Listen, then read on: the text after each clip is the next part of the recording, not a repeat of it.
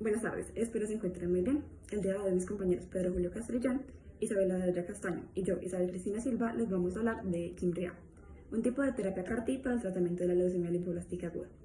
Para entender la terapia debemos comenzar hablando de qué es una leucemia. Las leucemias son cánceres o neoplasias, es decir, proliferaciones celulares anormales que se originan en los precursores de las células cancerosas.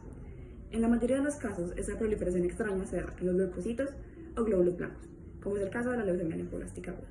Sin embargo, las leucemias también pueden darse en otras líneas celulares sanguíneas. Hablemos de la leucemia linfocítica aguda o leucemia linfoblástica aguda. En este tipo de leucemia, el término aguda significa que la leucemia puede progresar rápidamente, y si no se trata, probablemente sea fatal en pocos meses. Mientras que linfocítica significa que se origina de las formas tempranas o inmaduras de los linfocitos. La leucemia linfoblástica aguda comienza en la médula ósea, la parte blanda del interior de ciertos huesos en donde se forman las nuevas células de la sangre. De ahí invade la sangre rápidamente y va a propagarse a otras partes del cuerpo, como lo son los ganglios linfáticos, el hígado, el vaso y el sistema nervioso central. Muchos pacientes con leucemias de desarrollo lento no presentan ningún tipo de sintomatología relacionada. Sin embargo, al tratarse de una leucemia aguda de proliferación rápida, encontramos varios síntomas como lo son el cansancio, la palidez, la infección, el dolor óseo, síntomas del sistema nervioso central como la cefalea, hematomas de fácil aparición y hemorragias. El examen de prótesis de sangre periférica y de la médula ósea suele ser diagnóstico. En la figura 1 podemos observar el extendido de sangre con varios linfoblastos. Por lo general, el tratamiento consiste en quimioterapia combinada para inducir la remisión, quimioterapia y corticosteroides intratecales y sistémicos y a veces irradiación cerebral para la infiltración leucémica intracerebral.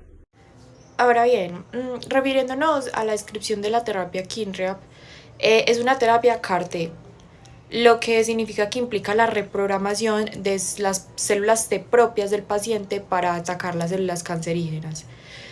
Las células T se extraen del paciente, se modifican genéticamente para expresar un receptor de antígeno quimérico, que es el receptor CAR, que reconoce y se une a la proteína C19, que es la proteína que expresa las células cancerosas.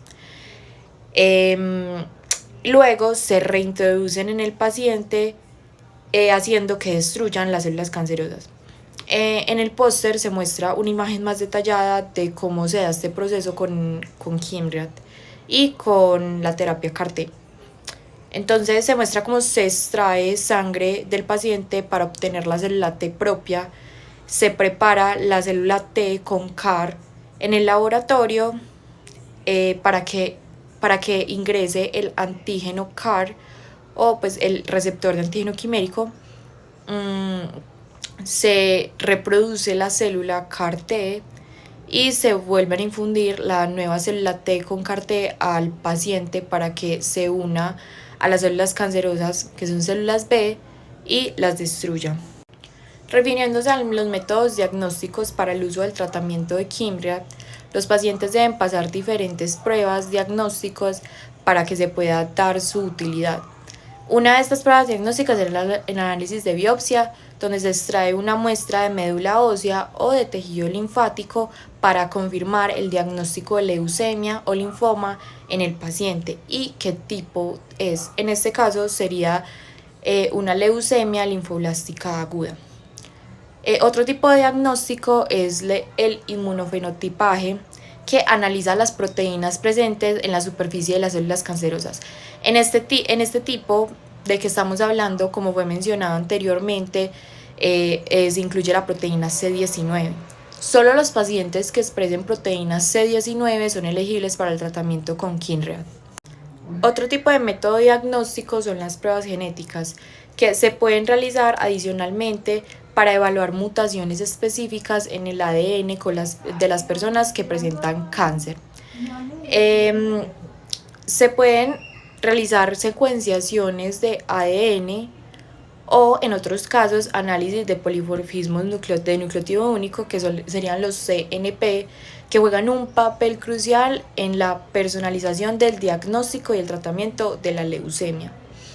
Proporcionan información diagnóstica que puede mejorar la precisión del diagnóstico, del pronóstico y la eficacia del tratamiento.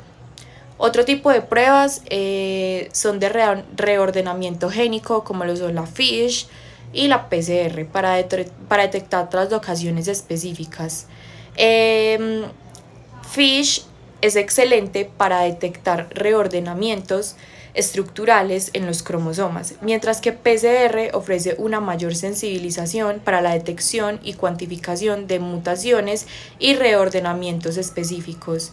Juntos proporcionan un diagnóstico integral y más específico para el pronóstico y el tratamiento y el monitoreo de la leucemia. De igual forma, esto es un diagnóstico más específico para poder confirmar la leucemia y poder realizar el tratamiento con Kinrea.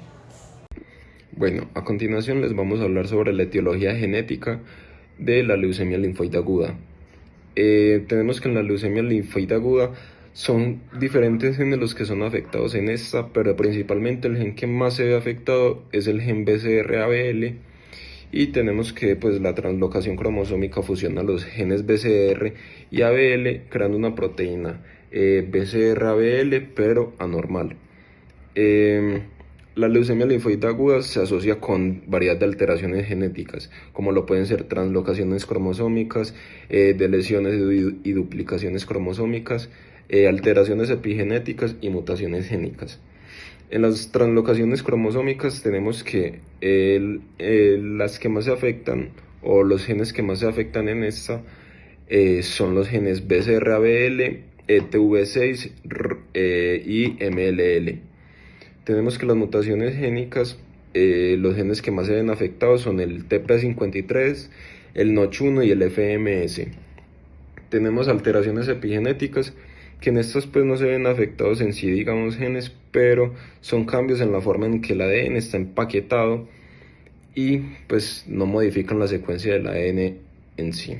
Tenemos las deleciones y duplicaciones cromosómicas, que pues estas se pueden dar en genes que actualmente pues son muy importantes, que son CDKN2A y IKZF1. Y abajo podemos encontrar una imagen del gen BCR-ABL ya fusionado.